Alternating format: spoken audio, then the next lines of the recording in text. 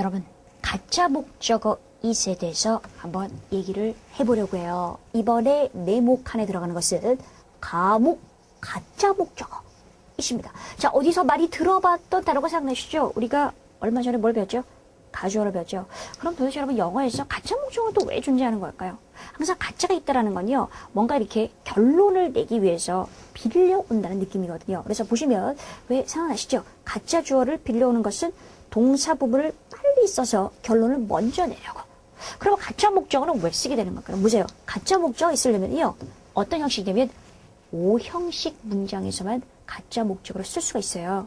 다른 거 아니고요. 오형식 문장에서만. 그래서 주어, 동사, 목적어 다음에 목적격 보완대. 제가 아까 말씀드렸죠.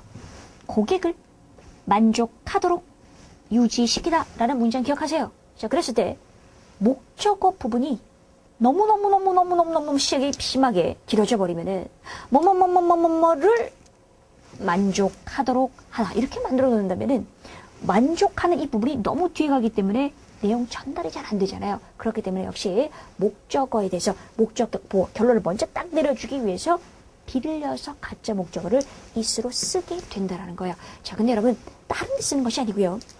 목적어가 여러 가지 형태 있을 수 있잖아요. 좀 전에 봤잖아요. 그죠? 뭐 대명사 어쩌고저쩌고 많았었는데 그 목적어 형태 중에서 부정사나 올 수 있잖아요. 근데 ing 말고 부정사나 그다음에 명사절 중에서도 대절 있죠. 대절을 쓰게 될 때는 절대 주어, 동사, 부정사, 대절, 그 다음에 목적격 보호를 못 써요. 무조건 얘들을 목적으로 쓸 때는요, 가짜 목적어를 먼저 써주고, 그 다음에 가짜 목적어가 어떤지 목적격 보호를 써주고, 그 다음에 진짜 목적어를 쓰게 되는 걸. 바로 진짜 목적어 형태가 뭐가 되는 거죠? 부정사나 대절의 형태가 되는 거죠. 근데 항상 이렇게 제가 쓰면서 말씀을 드리지만은 여러분하고 내가 함께 같이 짧게 좀 문장을, 예문을 가지고 말을 만들어 보는 게 좋을 것 같습니다. 그럼 한번 말을 만들어 볼게요. 자, 그러면.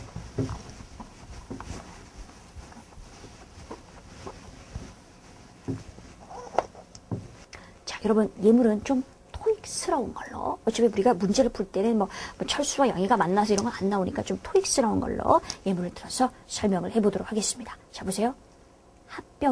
합병을 했어요. 합병을 해서 어떤 회사가 다른 회사랑 합병을 했는데, 그래서 이 회사가 생산성을 증가시키는 걸 가능하게 만들어줬어요. 자, 그러면 제가 한번 적어볼게요. 우선 합병이 주어져. 그죠? 합병이 만들어줬어요. made. 뭘 만들어줬어요? 뭘 어떻게 만들어줬어요? 뭔가를 가능하게 만들어줬어요.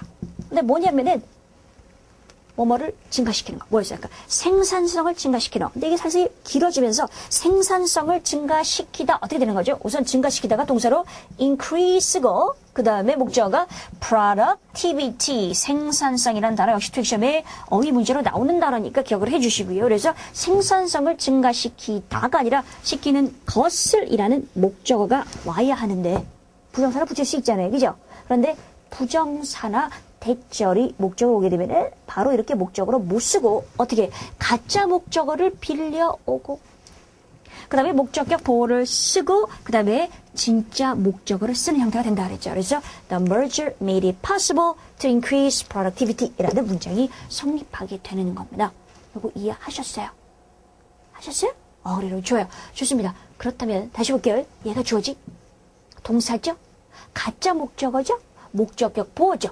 진짜 목적어 이하 이렇게 될 때 선생님 시험 문제가 어떻게 나오나, 항상 우리가 뭔가를 공부하고 시험 문제가 어떻게 나오는지 파악을 하셔야 되는데 어떻게 나올 수 있을까요? 자, 우선 여러분 이 자리에 빈칸 나오겠죠. 그러면 뭐야? 딱 보면서 made it possible 이렇게 뒤에 부정사 이렇게 보면서 뭐야? 진짜 목적어 여기 나왔으니까 가짜 목적어 it을 넣어야 되겠네. 다른 거 this나 대신에 이런 거 안 넣겠죠. 안 넣고 it을 넣어야겠네 라는 생각을 하셔야 될 거고요. 자, 그 다음에 여러분 이 자리에도 빈칸이 나올 수가 있어요. 대부분 이렇게 가짜 목적어를 쓰면 빈칸 자리는 보통 make란 동사 때문에 사실 그렇긴 한데요. 가짜 목적어 쓰고 형용사가 잘 온다라고 생각을 해주시면 좋을 것 같습니다. 그죠? 그 다음에 또 뭐가 나오겠어요? 이 자리에 빈칸 나오겠네요. 어떻게? 부정사나 대절이 진짜 목적어가 되는 것이기 때문에 찾는 것은 그렇게 어렵지 않겠죠? 어떻게? 빈칸 다음에 완전한 문장이 나와 있으면은 대시 정답이 되는 것이고, 그게 아니라 문장이 아닌 상태에서는 부정사가 정답이 되는 것이고. 이해되셨죠? 오케이. 좋습니다. 여기서 또 하나 이런 보도록 하겠어요. 합병이요. 생산성을 증가시키는 걸 가능하게 만들었잖아요. 근데 누가요? 누가? 제가 뭐라 했어요, 아까? 그 회사가. 그 회사가. 좋습니다. 자, 그러면 그 회사가라는 말을 넣어주기 위해서 증가시키는 거. 생산성을 증가시킨 주체는 그 회사죠. 그죠? 그러면 기억나는 거 없어요?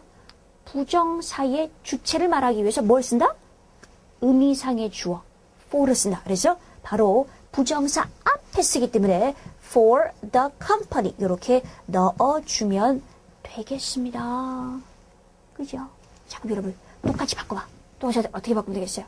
The merger made it possible까지는 똑같이 왔는데 대절을 쓸 수 있죠? 대절에는 주어 동사 올 수 있는 거니까 주어가 the company 회사가 그 다음에 동사 요렇게 increased productivity 이렇게 쓸 수 있다라는 거죠. 이해되셨어요? 대절의 주어 동사 for 명사 부정사 형태로 기억해 주시면 끝 되겠습니다. 여러분 좋습니다. 이렇게 되면 가짜 목적어 형태, 진짜 목적어 형태, 그 다음에 시험에 나오는 형태까지 모두 정리가 끝났어요.